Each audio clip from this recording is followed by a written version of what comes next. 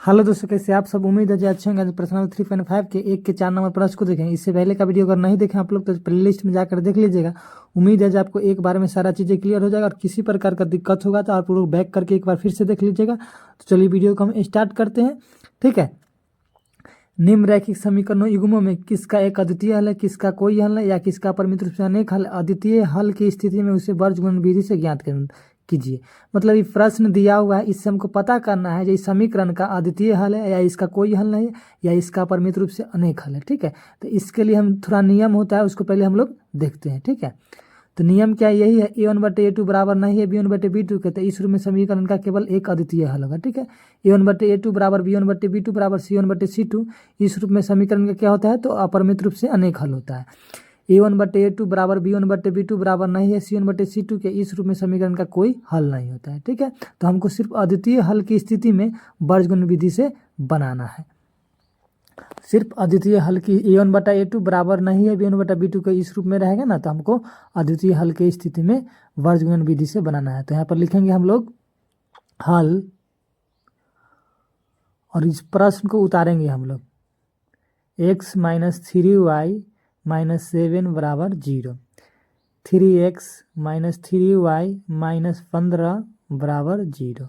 इसको समीकरण 1 मानेंगे, इसको समीकरण 2 मानेंगे हम लोग। ठीक है। अब समीकरण का व्यापक रूप में हम लोग इसको ऑलरेडी पहले से चेंज है, यहाँ पर लिखेंगे दिए गए समीकरण का तुलना रैखिक समीकरण का व्यापक रूप से करने पर। ठीक है।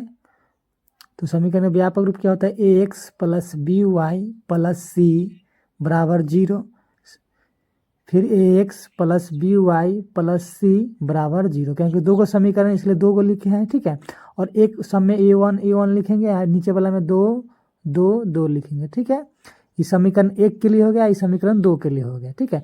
तो व्यापक रूप में क्या होता है, बराबर से पहले 3 पद होता है। ठीक है। तो देखिए 0 बराबर से पहले 3 पद है इधर भी और बराबर के बाद 0 है। ठीक है। दोनों समीकरण में तो बराबर से पहले 3 पद इधर भी है और बराबर से पहले इधर में भी 0 है। ठीक है। समीकरण का व्यापक रूप का नियम होता है बराबर से पहले 3 पद और बराबर के बाद 0 होना चाहिए। ठीक है। तो अब सबका मान लिखते हैं। a1 बराबर b1 बराबर c1 बराबर a2 बराबर b2 बराबर c2 बराबर। तो समीकरण 1 से हम लोग उठाएंगे तो देखिए x के जगह पर x है तो a1 के जगह पर क्या हो जाएगा, x के बगल में 1 हम लिख सकते हैं। ठीक है। तो a1 का मान 1 हो जाएगा। फिर b1 के जगह पर y के जगह पर y है और b1 के जगह पर क्या है, तो 3 है। तो 3 के पीछे चिन्ह क्या है, माइनस के चिन्ह, तो -3 लिखेंगे। c1 के जगह पर क्या है, तो 7 है। तो माइनस के चिन्ह है तो माइनस के चिन्ह हम लोग लिखेंगे। फिर समीकरण 2 से तुलना करेंगे तो x के जगह पर x है तो a2 के जगह पर क्या है 3, तो 3 लिखेंगे। फिर देखिए y के जगह पर y है और b2 के जगह पर 3 है तो माइनस में 3 लिखेंगे। ठीक है। अब देखिए c2 के जगह पर क्या है, -15, तो माइनस में 15 लिखेंगे। माइनस के चिन्ह हम लोग लिखेंगे लेकिन प्लस के चिन्ह छोड़ सकते हैं। ठीक है। अब हम लोग क्या करेंगे, अनुपात करेंगे। a1/a2 बराबर इसका मान क्या है, तो 1/3 है। अब b1/b2 लिखेंगे, b1/b2 बराबर -3/-3, माइनस से माइनस कट जाएगा, 3 से 3 कटेगा तो 1 आ जाएगा। ठीक है। ठीक है। तो देखिए यहाँ पर a1/a2 बराबर नहीं है b1/b2 पे। ठीक है। a1 a2 का मान 1/3 है और b1 b2 का मान क्या है, 1 है। तो दोनों बराबर नहीं है तो इस रूप में क्या हो जाएगा, तो अद्वितीय हल होगा। ठीक है। तो यहाँ इतना पर भी हम सोच सकते हैं सी नंबर को भी अनुपात करेंगे तो -7/-15 हो जाएगा। ठीक है। तो 7/15 इसको कर भी सकते हैं चाहे नहीं भी कर सकते। ठीक है। तो a1/a2 बराबर नहीं है b1/b2 के। ठीक है। तो इस रूप में जब रहता है तो समीकरण का क्या होता है, अद्वितीय हल होता है। तो यहाँ पर लिखेंगे यहाँ पर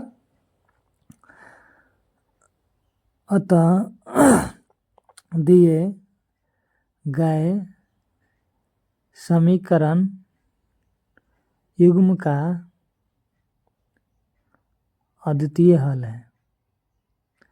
अद्वितीय हल है और हमको बोला है अद्वितीय हल की स्थिति में वर्गमूल विधि से हमको बनाना है। ठीक है। अद्वितीय हल की स्थिति में क्या करना है, वर्गमूल विधि से बनाना है। तो हम लोग लिखेंगे अब इसके बाद, ठीक है, वर्ज गुणन विधि से, ठीक है, x y और इधर 1 लिखेंगे और इसके बीच बीच में इसका मान रखेंगे। तो हम लोग वर्ग गुणन में हम लोग b से चालू करते हैं, ठीक है। b1 b2 लिखेंगे पहले, उसके बाद हम लोग कहाँ पर जाएंगे तो c पर जाएंगे, c1 c2 लिखेंगे, फिर c1 c2 से कहाँ पर जाएंगे तो a1 पर आएंगे, ठीक है। a1 a2 लिखेंगे, फिर a1 से कहाँ पर जाएंगे तो b1 b2 पर जाएंगे, ठीक है। सबसे पहले यहाँ पर लिखेंगे b1 बटे b2 और x के बाद बीच में लिखेंगे यहाँ पर c1 c2, फिर x के कहाँ पर गया तो a पर गया तो a1 a2, फिर एक a1 से आया b1 b2 पर लिखेंगे, ठीक है। अब क्रॉस गुना करेंगे b1 से c2 में और क्रॉस गुना करेंगे, तिरछा तिरछी गुना करेंगे, इससे इसमें और इससे इसमें और इससे इसमें गुना करेंगे, ठीक है। तो लिखेंगे x बट्टे b1 गुने c2 माइनस b2 गुने c1 v2 ब्रैकेट के अंदर b2 गुने c1 बराबर y लिखेंगे और बटा देंगे, फिर c1 गुने a2 फिर c2 गुने a1 ब्रैकेट के अंदर, फिर बराबर का चिन्ह देंगे, 1 लिखेंगे, बटा करेंगे a1 गुने b2 माइनस a2 गुने b1 ठीक है। अब जिसका जो मान है b1 के जगह और b1 का मान है, तो b1 का मान क्या है तो b1 का मान है b1 के जगह पर c2 का मान c2 की जगह b1 का मान -3 है और c2 का मान क्या है -15, तो यहाँ पर रखेंगे हम लोग, ठीक है। तो b1 का मान -3 है तो -3 रखेंगे हम लोग, x बट्टी करके -3 गुने -15 और माइनस चिन्ह ये वाला देंगे, और b2 का मान क्या है और c1 का मान क्या हम लिखेंगे, b2 का मान -3 और c1 का मान -7 है, तो हम लोग लिखेंगे इसके जगह पर, ठीक है। तो -3 गुने -7 बराबर के चिन्ह देंगे, y लिखेंगे और बट्टे में देंगे, फिर c1 और a2 का मान क्या है ऐसे लिखेंगे। तो c1 का मान है -7 और a2 का मान है 3, तो यहाँ पर लिखेंगे -7 -3 और c2 का मान क्या है, a1 का मान है c2 का मान -15 और a1 का मान है 1, तो यहाँ पर लिखेंगे हम लोग -15 गुने 1 बराबर के चिन्ह 1 लिखेंगे और बटे में a1 और b2 का मान लिखेंगे। तो a1 का मान क्या है तो a1 का मान 1 है और b2 का मान -3 है, तो यहाँ पर लिखेंगे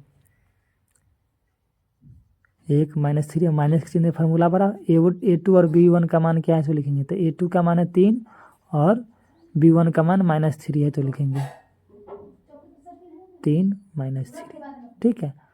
अब देखिए इसको गुना करके हम लोग लिखेंगे, ठीक है। तो ऊपर में लिखेंगे हम लोग पहले गुना करके लिखेंगे, पहले लिखेंगे ऊपर में x बटे में लिखेंगे -3 और -15 को गुना करेंगे तो प्लस में 45 हो जाएगा, और ये माइनस के चिन्ह देंगे और ब्रैकेट के अंदर -3 और -7 को गुना करेंगे तो प्लस में 21 हो जाएगा, ठीक है। बराबर के चिन्ह देंगे, y लिखेंगे -7 -3 को गुना माइनस में 21 हो जाएगा, और माइनस के चिन्ह देंगे -15 और 1 को गुना करेंगे तो -15 हो जाएगा ब्रैकेट के अंदर। बराबर के चिन्ह 1 लिखेंगे, 1 और -3 को गुना करेंगे तो -3, माइनस के चिन्ह देंगे 3 और -3 को गुना करेंगे -9 हो जाएगा, ठीक है। अब देखिए x लिखेंगे और 45 में से 21 जाएगा तो 24 बचेगा। बराबर के चिन्ह देंगे, y लिखेंगे और ये माइनस में 21 है और ये माइनस और माइनस जब गुना हो जाएगा तो प्लस हो जाएगा, तो प्लस में 15 हो जाएगा, तो 21 में से 15 जाएगा तो क्या बचेगा तो माइनस में 6 बचेगा। बराबर के चिन्ह देंगे 1 -3 हो जाएगा और माइनस प्लस में 9 हो जाएगा, दोनों को गुना करें तो 9 में से 3 जाएगा तो माइनस प्लस में 6 बचेगा, ठीक है। माइनस में 3 है और माइनस प्लस में 9 हो जाएगा तो 6 बचेगा। x एक बार बराबर करके 1/6 के लिखेंगे, x/24 बराबर 1/6 लिखेंगे, फिर एक बेर y -6 और बराबर में 1/6 लिखेंगे और क्रॉस गुना करेंगे, तिरछा तिरछी हम लोग गुना करेंगे। तो 1 से 6 में गुना करेंगे तो 6x हो जाएगा और 24 से 1 में गुना करेंगे तो 24 हो जाएगा। इससे y से 6 में करेंगे तो 6y हो जाएगा और 1 से -6 में गुना करें तो -6 हो जाएगा। इस x बराबर हो जाएगा 24 और बट्टे में हो जाएगा 6 से इसको काटेंगे तो 4 मरतबे कटेगा, y बराबर हो जाएगा 6 बटे 6, तो 6 से 6 कट गया तो 1 मरतबे। तो x बराबर आ गया 4 और y बराबर क्या आ गया, तो y बराबर 1 आ गया, माइनस में 1 आ गया। यही हमको निकालना था, ठीक है। अगर अच्छा लगा होगा तो लाइक सब्सक्राइब शेयर जरूर कीजिए अपने दोस्तों के पास। फिर मिलते हैं नेक्स्ट वीडियो में, तब तक के लिए take care, bye, love you. और किसी प्रकार का दिक्कत होगा तो आप लोग कमेंट सेक्शन में कमेंट कर सकते हैं। फिर मिलते हैं।